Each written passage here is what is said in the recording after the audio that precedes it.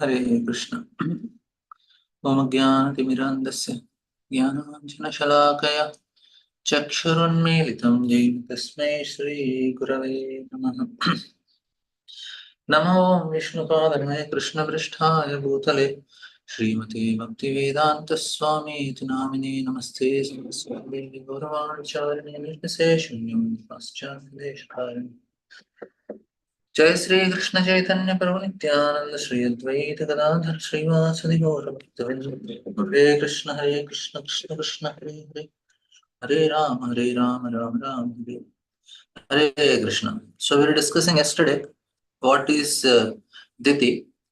According to the present standard, she can be considered as most exalted sage because the reason is very simple.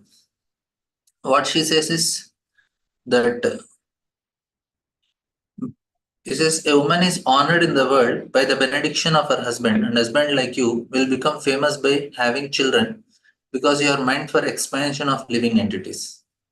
She says, therefore, you should be kind towards me by showing me complete mercy. I deserve to have sons. I am much distressed by seeing the opulence of my co-wives. By performing this act, you will be very happy. And what she says is that she wants to take responsibility of what she is doing also. She wants children. Now, present days people want to enjoy, but they don't want responsibility for that enjoyment. They just want to enjoy. Now, according to that standard, first thing is she is taking responsibility, and second thing is the activity is for reproduction to create progeny. It is not for just enjoyment. Now, two things happened. One is not only just she is afflicted by lust, she is also afflicted by the desire to have children. That is the standard of that age people, and they're very responsible people, and they're very highly cultured people. Even that's how they are satisfied. Means their happiness is not so gross. That's the first thing. They're not enjoying in a gross level. They're in a very elevated personalities. And then the reason she says is very simple. A woman is honored in the world by the benediction of her husband. And what is that? To have children. And that is what is the benediction a woman receives from the husband. And a husband like you will become famous by having children because you are meant for expansion of, because you are a Prajapati. And then she says, in days of age, my father has very affectionately asked each of us to select a husband. And 13 of us, we have selected you as our husband. Now, and then now she says, kindly bless me by fulfilling my desire. The plea of someone in distress who approaches a great person should never go in vain. Now, she wanted to have children. That is the main reason. But unfortunately, she is approaching in a wrong time. Why wrong time? Because of two reasons here. Because she is emotionally very affected, and she's also affected in terms of her desire to enjoy. So both things came. In this world, people just they they do it.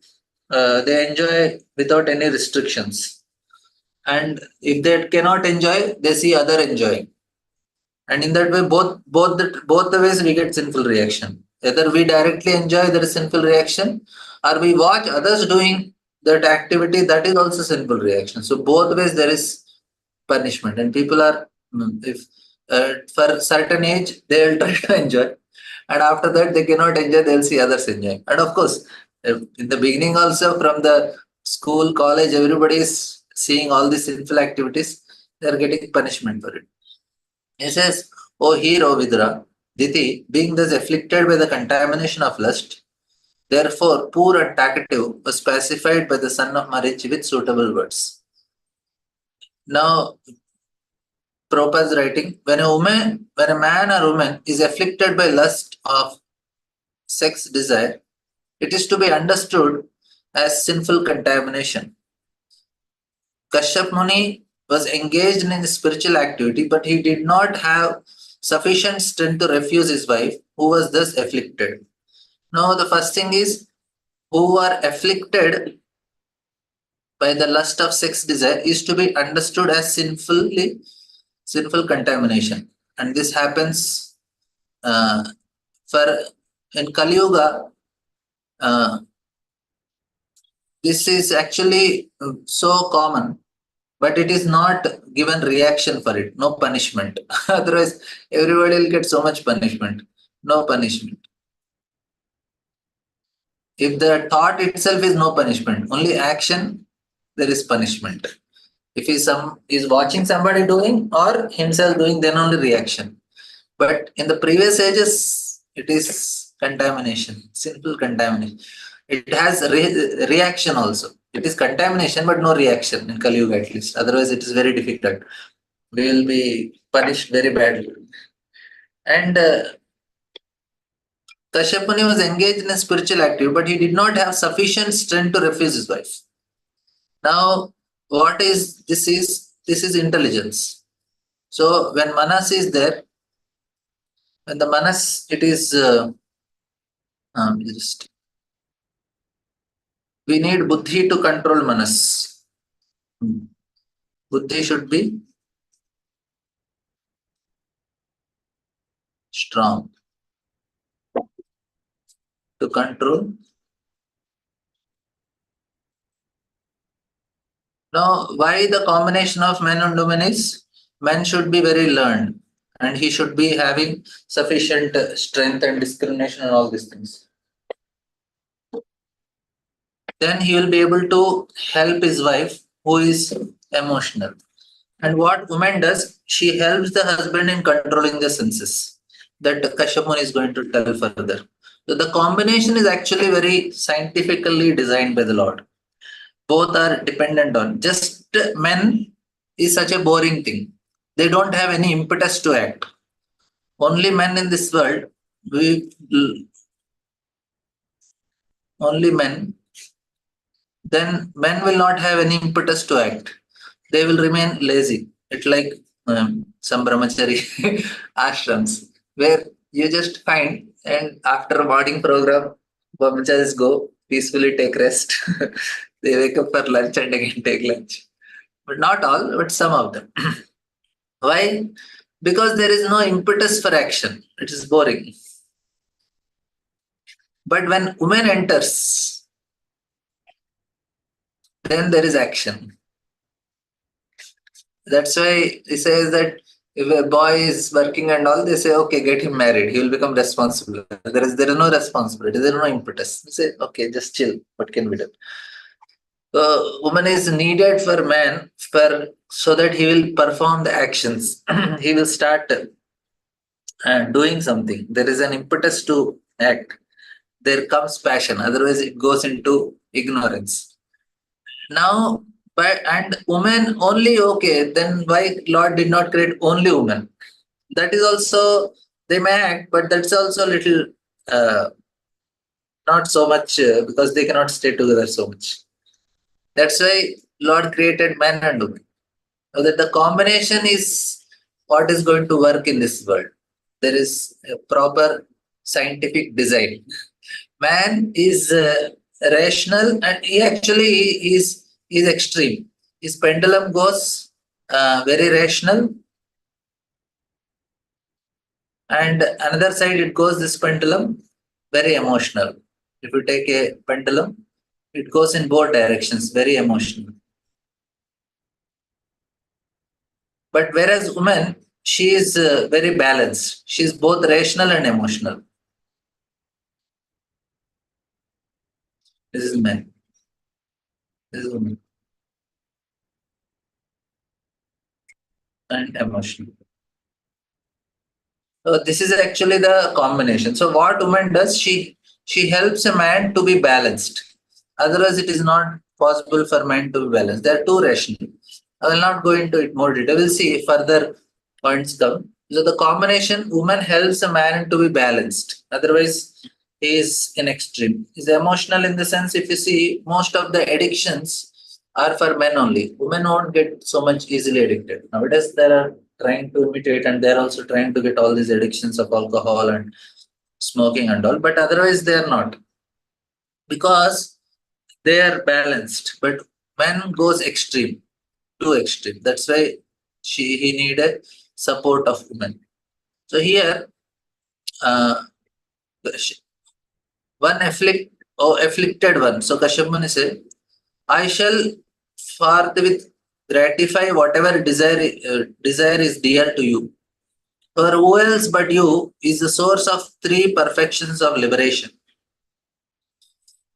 Prabhupada is writing. Now this is how what Kashyap Muni is speaking. Prabhupada write, of course, we didn't complete this one line. He could not refuse her with strong words expressing impossibility, but he was not as spiritually strong as Vidura. Vidura is addressed here as hero because no one is strong in self-control than a devotee of the Lord. It appears that Kashyapa was already inclined to have sexual enjoyment with his wife, and because he was not strong man, he tried to dissuade her only with pacifying words. He did not chastise her. Said, "You're coming at a wrong time. Better we'll do it some other time." And interestingly, nowadays people after marriage they go for honeymoon. But in the previous ages, that means if they unite once, immediately they have children. They are very powerful personalities. That means of so many years, Kashyap Muni married Diti. He has 13 wives. They didn't had any enjoyment like that, which is there in nowadays. Because they are very self-controlled personalities. And even in that case, also, if they make some mistake, the reaction is very bad. Means reaction is for us actually. And this is what is explained here. And we'll see further. And the three perfections of liberation are religiosity, economic development, sense gratification. For a conditioned soul, the wife is considered to be the source of liberation because she offers her service to the husband for his ultimate liberation. No, because the process is dharma, artha, and kama. Then comes moksha. Now, wife helps in performing dharma, artha, and kama. By doing this properly, one person can come to the state of ultimate liberation. Conditional material existence is based on sense gratification. And if someone has good fortune to get a good wife, he is helped by the wife in all respect. If one is disturbed in his conditional life, he becomes more and more entangled in material contamination. A fruitful wife is supposed to cooperate with her husband in fulfilling all material desires so that he can then become comfortable and execute spiritual activities for the perfection of life. If, however, the husband is progressive in spiritual advancement, the wife undoubtedly shares in his activities, and thus both wife and husband profit in spiritual perfection. Now, what happens is by helping a person to do things very legally, his sense gratification is fulfilled, but in a very legal way. In that way, it is beneficial for him. What happens is all the impressions of that sense gratification slowly get evaporated because he is doing it a proper way. That is the help of wife. So if he is having a desire to enjoy and is going outside and associating with the wrong woman, instead of getting purified by that desire, he is contaminating himself more and is getting more entangled. So in that way, wife is protecting him from. That's what Kashyap Muni is going to say further also. A wife helps in that way and regulate everything, helps him to regulate in his mind and senses because she is all available to help him and guide him and all these things. And what man has to do, he should, because now he is relieved of all these desires slowly, he will focus on spiritual life. And in that way, they both will make progress. It is essential, therefore, that girls as well as boys be trained to discharge spiritual duties so that at the time of cooperation, both will be benefited. The training of boys Brahmacharya and the training of girl is chastity. A faithful wife and spiritually trained brahmachari are good combination for the advancement of human mission. Chastity, whatever the actually, if wife is chaste, no matter what is the standard of husband, she will be elevated only. That is the standard because she is following her dharma properly. Even Mandodari, her husband is Ravana, is a very great demon, but herself, she is considered very chaste and she is very much elevated because of her chastity. And we have heard this story also. We will just see what is the next slogan. As one can cross over the ocean with seagoing vessels, one can cause the dangerous situation of metal ocean by living with a wife. Prabhupada's writing, there are four spiritual orders for cooperation in the endeavor for liberation from mental existence.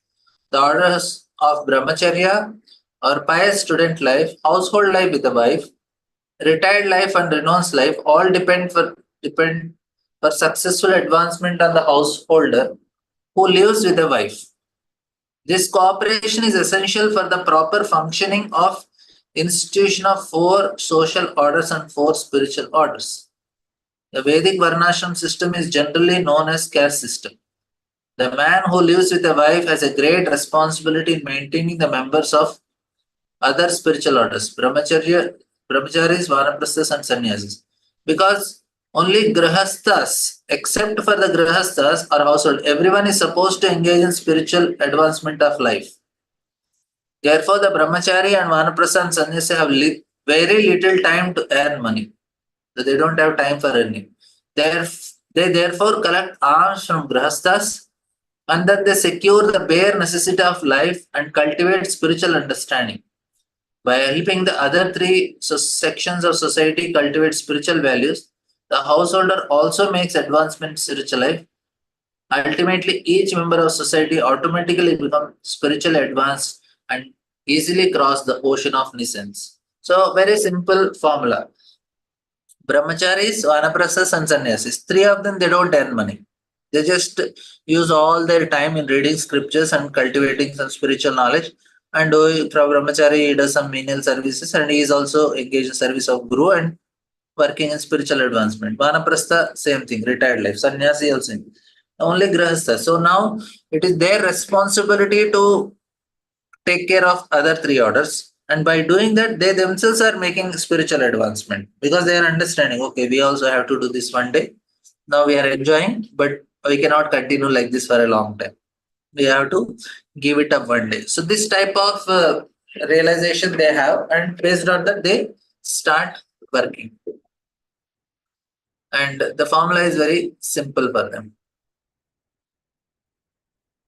Yamahuratmano hi adaram Shreyas kamasya manini Yashyam swadhurma adyasya pumam charati vidvaraha. O respectful one. A wife is so helpful that she is called better half of man's body because of her sharing in all auspicious activity. A man can move without anxiety entrusting all responsibilities to his wife. Prabhupada writing by the Vedic injunction, the wife is accepted as the better half of man's body because she is said to be responsible for discharge of half of the duties of the husband. That is how she is. A man has a responsibility to perform 5 kinds of sacrifice called Panchayagnya in order to get relief from the reactions of all kinds of unavoidable sinful activities performed in the course of his affairs. Everyday Panchayagnya for Grasta. For us, Sankirtana Yajna, chant Hare Krishna. When a man becomes when a man becomes qualitatively like cats and dogs, he forgets his duty in cultivating spiritual values. And thus, he accepts his wife as a sense gratification agent. And this is actually what is happening. When a wife is accepted as sense gratification agent, personal sense gratification, there is disruption or diverse. Why this is happening is because of this reason. But when the husband and wife aim at spiritual advancement by mutual cooperation, there is no consideration of personal beauty or the disruption of so-called love. In the material world, there is no question of love. Very, very, very, very important point to be noted. Prabhupada is writing, in the material world, there is no question of love. Marriage is actually a duty performed in mutual cooperation as directed in the authoritative scriptures for spiritual advancement. That's all. Marriage is not for love. Marriage is for mutual cooperation.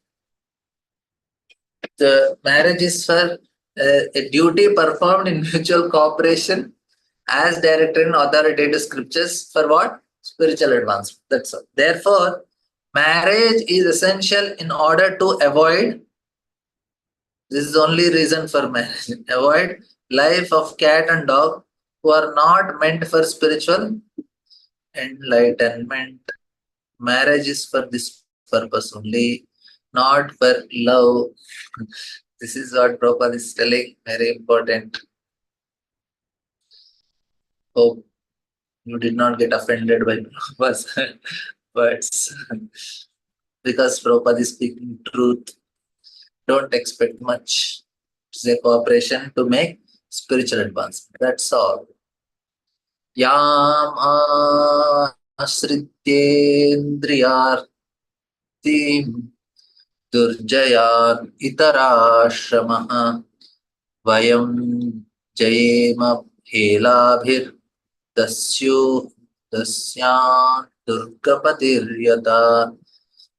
As a fort commander very easily conquers in invading plunderers by taking shelter of a wife, one can conquer the senses which are unconquerable in other spiritual orders. Before this, I just wanted to share about the chastity. The chastity is what is the training that is given to the girl. So there was a king. This is a recorded history, and it is there in the Britishers. No? They are curious to know about India and some of the incidents that are recorded by the Britishers, that is there in their records. So there is a king in Rajasthan, and one time he comes back from the war and he tells to his wife that, oh, I just saw a very special incident. There was a woman, she was very chaste. As soon as her husband died, she entered into the fire and she left her body. She was sati. She burnt herself along with her husband. She is very chaste. And the queen said, no, that is not, she is not so chaste. If she is chaste, as soon as she heard that her husband died, she should have immediately left her body. She didn't leave, that means she is not that high standard. Then the king nodded. But later on, the queen thought, now my husband is going to test me for this. And one time, then she approached her guru and she told, now I told this to my husband, and I'm very sure that my husband is going to test me one day for this, what I made the statement. And then the guru said, okay, I'll give you a tree. If you go and talk to this tree, if any message comes, whether your husband died or not, you ask this tree, if it fades, then he is dead. If it is not, then he is still alive. Then the queen said, okay. And after 1 year or some time, the king wanted to just check. And through his servant, he sends his sword, which is filled with blood, and the mukut. And he says, go and inform the queen that I am dead. And the messenger comes and gives to the queen. The queen looks at it, goes to the tree, and sees that, asks to the tree. The tree, it does not fade. And the queen understood, okay, this person is speaking lies. Now, but the queen thought, now if I don't leave my body, then he will think that I should prove my word. Even because of just hearing that he left, I should live. So knowing that he's still alive, she leaves her body. Just she sits in a meditation and controls her breathing and then leaves her body because she is very powerful that time. That is very much possible for them. And she leaves her body. And when the king comes to know, and king also understood that she knows that the king later on he becomes very sad that she left her body. And king comes to know that she knows that he deceived. And he also comes to know about the tree. So for the rest of his life, he was so sad that he deceived her, and because of that, he lost her association. But what is the point here is that they were very powerful, and they had that type of higher amount of pleasure. Now, if you look, it's a tragic story. It is tragic for us, but for the queen, she knows she's elevated to the higher planets. It's not a tragedy for her. It's a tragedy for who don't understand these higher values. But this is how the system is in the previous ages. And here Prabhupada is writing the four orders of human society: the student brahmachari order, the household grahastha order, the retired vanaprastha order, the renewed sannyas order. The householder is on the safe side. Prabhupada reading, the bodily senses are considered plunders of the fort of the body. The wife is said to be the commander of the fort, and therefore, whenever there is an attack on the body by the senses, it is the wife who protects the body from being smashed. And this is a very important point. Prabhupada is writing, the sex demand is inevitable for everyone, but this is inevitable. But one who has a fixed wife is saved from the onslaught of sense enemies. A man who possesses a good wife does not care a disturbance in, does not create a disturbance in society by corrupting virgin girls. Without a fixed wife, a man becomes a debauchee of the first order and is a nuisance for the society unless he is trained brahmachari, vanaprastha, and sannyas. So this is actually the point. For a man, he is always naturally is attracted to the opposite gender because of this tendency. There is for a woman, for her what is more important is she is more concerned with the social protection. That's why for them to remain chaste is very easy. For man, he has money, he has independence, so for him there is no question. He says, oh, I have my money, I have my things, why I should not enjoy? The tendency is very easy because he's working hard, he has all freedom, he has his money, so he thinks I can now enjoy. Now, but when he has a wife, then he knows, oh no, I'm responsible for this because sanskara. That's why marriage should be done in a very grand way. Sanskaras goes very deep, and he will be conscious. No, I'm a husband now. That means I should be taking care of my wife, and I should be responsible. If the sanskara is very strong, then he will not look at any other woman. He will remain very faithful to his wife. That's how it happens. Otherwise, there is always every possibility for a man because why he should care for anything? Because now the marriage sanskara helps him to protect his senses. Otherwise, now because the marriages are not happening properly, people are going for divorce and then they are living relationships and all these things are coming because people are not understanding the purpose. They think, okay, I'm fine. The only thing is I need to enjoy. Because the purpose of life is told as enjoyment. It's not responsibility. So that's why whole system is corrupt now. And we see that people marry in the Western countries 2, 3, 4 times, and then it's very difficult for them to remain like that because they don't understand the purpose. They think, no, I have to enjoy, and it is not working out. So let me enjoy in a different way. That's how they are trained. That's very unfortunate situation. But if a wife is there and the person is very faithful, wife is very chaste and she's nicely taking care, then he is responsible. He says, okay, no, I'm responsible. Then he, once the children comes, he becomes more responsible. It's a, he loses freedom, but it is actually protection only. In one way, sometimes husbands have this problem. Array, after marriage, I lost my freedom. No, he is actually protected in that way. And properating, unless there is a rigid and systematic training of brahmacharis by the expert spiritual master, unless the student is obedient, it is sure that the so-called brahmachari will fall prey to the attack of sex. There is no, there are so many instances of fall down, even for great yogis like Vishwamitra Muni. Grihastha is saved, however, because of his faithful wife. Sex life is a cause of mental bondage, and therefore it is prohibited in the three ashramas and is allowed only in Grihastha ashram. The Grihastha is responsible for producing first-class brahmacharis, vanaprasthas and sannyasis. So this is also very nice. Why, if they do it things nicely, then their what product comes also is also that high quality. Otherwise, then they cannot expect much. And whatever Kashyapmuni is telling is right. Only thing is,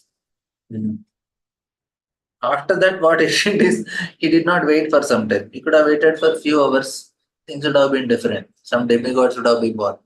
But it's the desire of Lord that Asura should be appearing. That's why he performed. But what he's speaking here is all properly.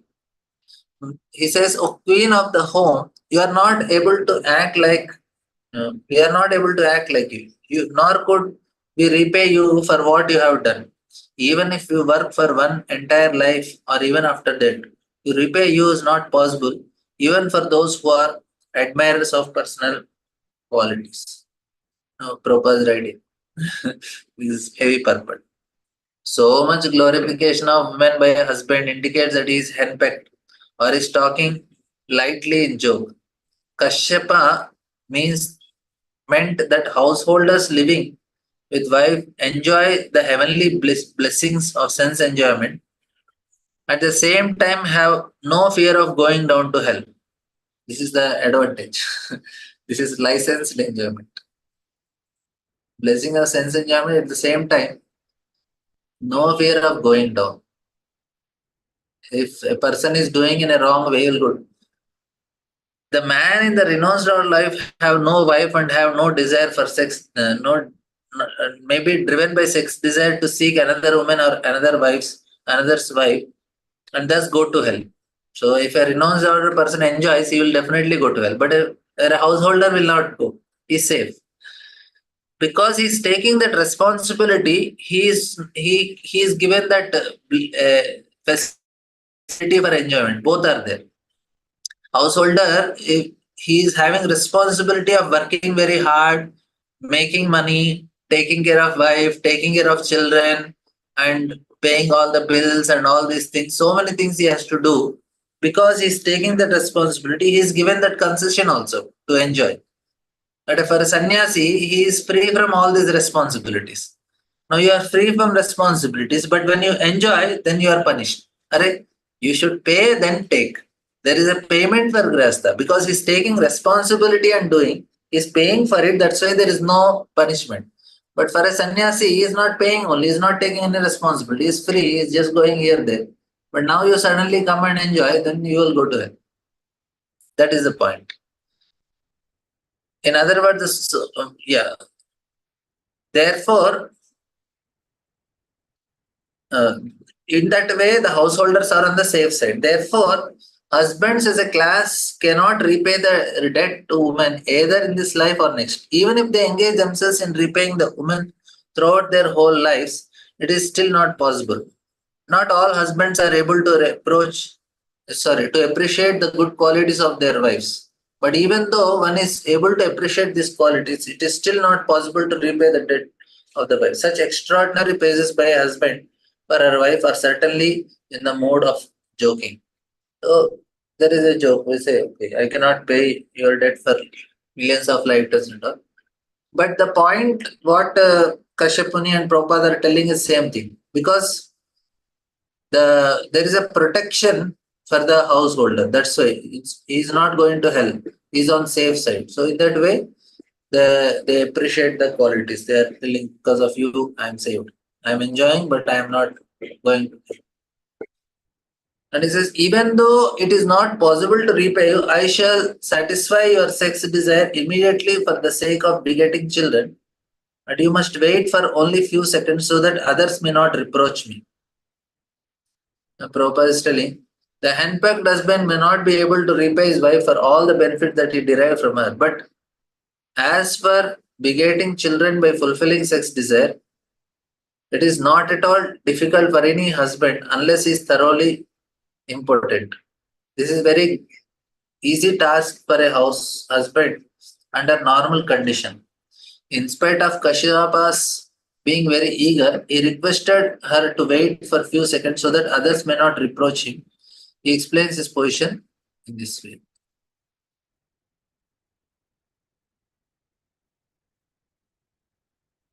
The question is why some devotees end up in Swarga because of goal is not pure. Their practice is not, yeah, their goal is not pure, or sometimes their practices are not pure. So both are possible. Goal and practice, both can be mixed.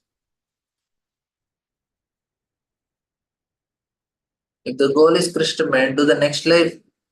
If the goal is Krishna Prem, yeah, there will be devotee next life.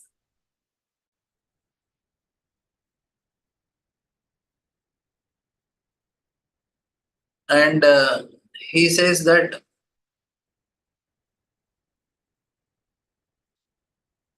this particular time is most inauspicious, but at this time the horrible looking ghosts and constant companions of Lord of the Ghosts are visible. So he is requesting for little more time. He said, this is not the time. We'll let us wait for some more time. Then I'll fulfill your desire. But even Kashyap Muni was also proper. Here he's writing the point. Kashyapa has already told his wife Diti to wait for a while. And now he warns her that the failure to consider the particular time will result in punishment from the ghosts and evil spirits who move during this time, along with their master, Lord Rudra. So he gave proper warning. This is not the time. Don't take risk. Kashyap is able to see and is able to explain the situation. But what happens next, we'll see here. Lord Shiva, the king of the ghosts, sitting on the back of his bull carrier, travel at this time, accompanied by ghosts who follow him for their welfare. So by writing, Lord Shiva Rudra is the king of the ghosts. Bhutanath. Ghostly characters worship Lord Shiva to be gradually guided towards a path of self-realization. Mayavada philosophers are mostly worshippers of Lord Shiva, and Sripad Sankaracharya is considered to be the incarnation of Lord Shiva for preaching godlessness to the Mayavada philosophers. Ghosts are bereft of physical body because of their grievous sinful acts, such as suicide. So somebody commits suicide, he becomes a ghost. So he's supposed to live for 50 years, and he committed suicide at the age of 30. So remaining 20 years is a ghost. The last resort of ghostly character in human society is to take shelter of suicide, either materially or spiritually.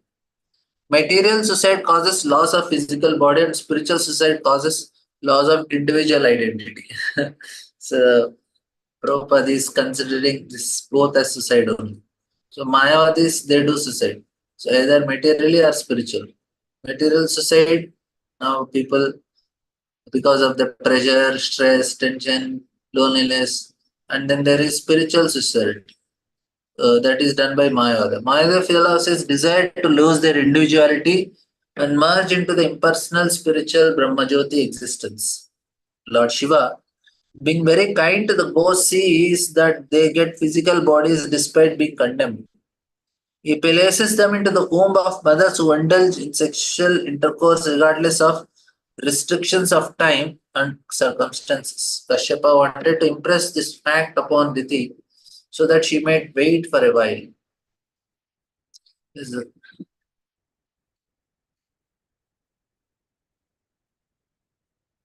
the question, if devotee commits suicide, yeah, means what form do they get? They'll also become ghost. Everybody will be. Suicide means ghost only. You have that time of your devotees don't commit suicide. There is possibility of devotee becoming ghost also. Like if they are doing some sinful activities, like Bhakti Siddhanta Thakur and Bhaktivinoda Thakur, they went to one village and it became night and then they took rest in a temple and morning they woke up and they came and then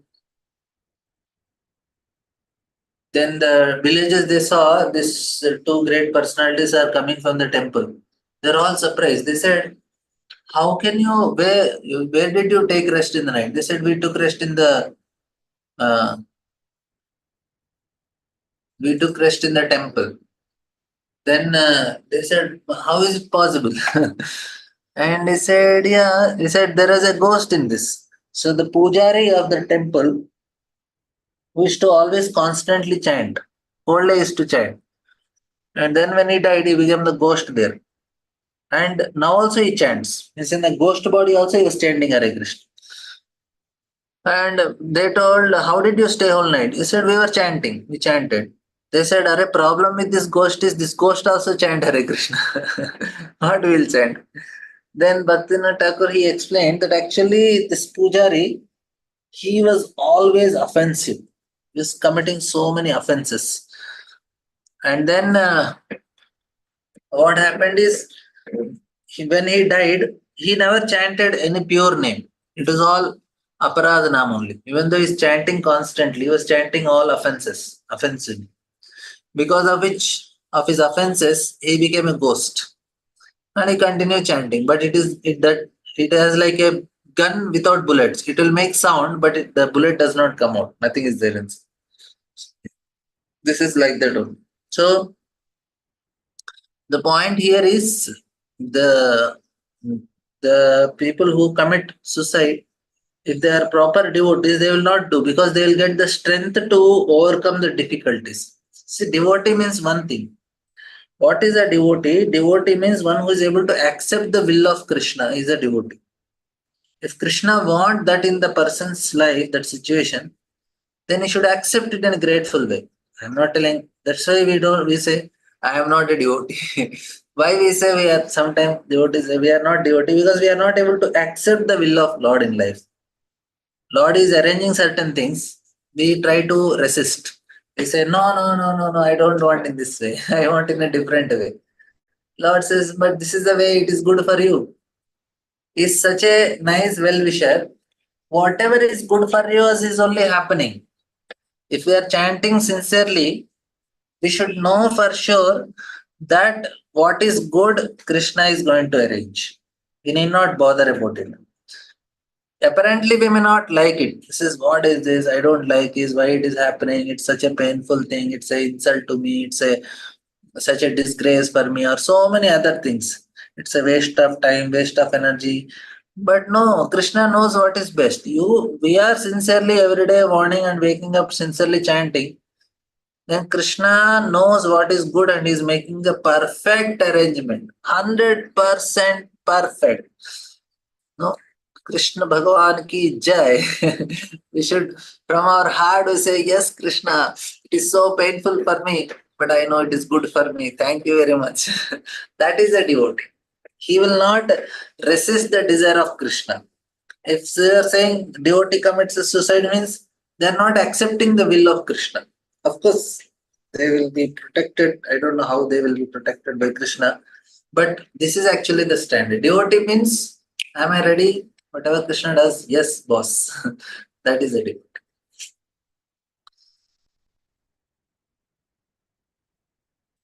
Lord Shiva's body is reddish and is unstained though covered with ashes. His hair is dusty with the whirlwind dust of crematorium. He is the youngest brother of your husband. He is the younger brother of your husband, and he sees with his three eyes. Lord Shiva is not an ordinary living entity, nor is he in category of Vishnu. or the Supreme Personality of Godhead is far more powerful than any living entity up to the standard of Brahma, yet is not on an equal level with Vishnu. Since he is almost like Lord Vishnu, Shiva can see past, present, and future. One of his eyes is like the sun, another is like the moon, and his third eye, which is in between his eyebrows, is like fire. He can generate fire from his middle eye and he is able to vanquish any powerful living entity, including Brahma. Yet he does not live pompously in a nice household, etc. Nor does he possesses any material prosperity, although he is a master of metal world. He lives mostly in crematorium where dead bodies are burned and the whirlwind dust of crematorium in his bodily dress. He is unstained by metal contamination. Kashyapa took him as his younger brother because the younger sister, Diti, Kashyapa's wife, was married to Lord Shiva. The husband of one sister is considered one's brother by the social relationship. Lord Shiva happened to be younger brother of Kashyap Muni. Kashyapa warned his wife that because Lord Shiva would see their sex indulgence, the time was not appropriate. Diti might argue that they would enjoy sex life in a private place, but Kashyapa reminded her that Lord Shiva had three eyes, called the sun, moon, and fire, and one cannot escape his vigilance any more than of one can escape Vishnu. Although seen by the police, a criminal is sometimes not immediately punished. The police wait for the proper time to approach him. The forbidden time for sexual intercourse would be noted by Lord Shiva, and Diti would meet with proper punishment by giving birth to a child of ghostly character or a godless impersonation. Kashyapa foresaw this, and thus he warned his wife, Diti. Yeah, the sunset time that will be that also will be approximately half an hour before sunset and after half an hour after sunset. So it's approximately that is the time of sunset.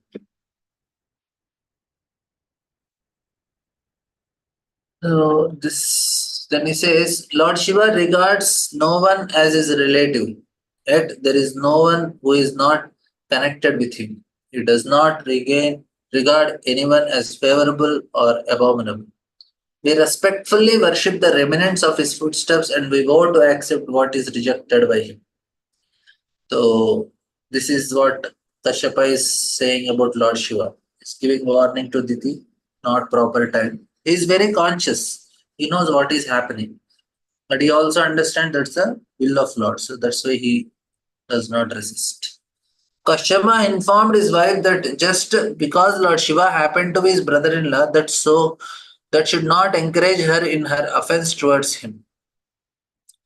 That means that it's an offense towards Lord Shiva. He's saying, no, how can you do this time? This is wrong time. Kashyapa warned her that actually Lord Shiva is not connected with anyone, nor is anyone his enemy. Since he is one of the three controllers of the universe, he is equal to everyone.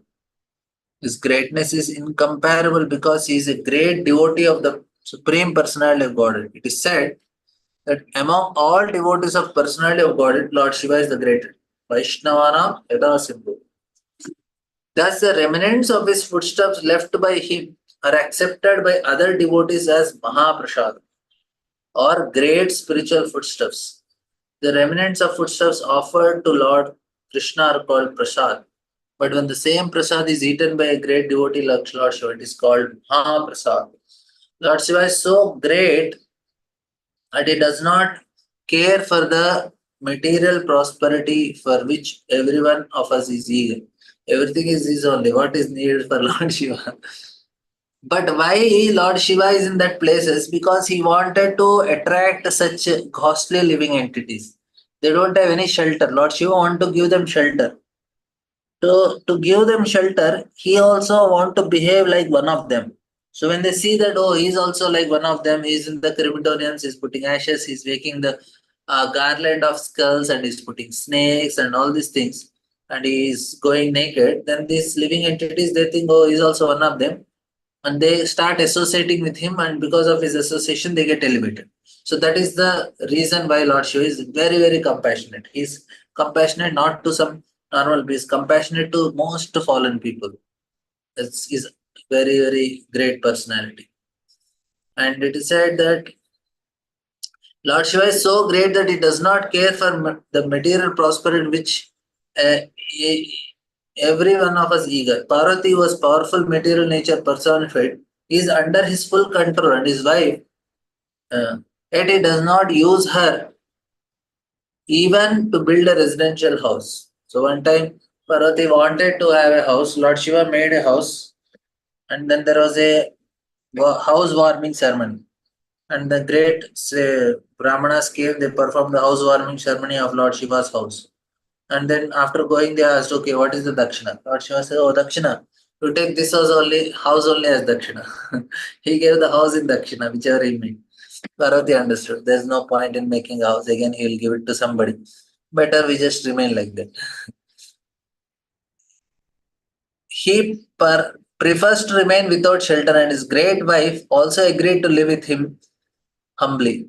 People in general worship goddesses Durga, the wife of Lord Shiva, for material prosperity, but Lord Shiva engages her in his service without material desires. He simply advises his great wife that of all kinds of worship, the worship of Vishnu is highest and greater than that is the worship of great devotees or anything in relation with Vishnu.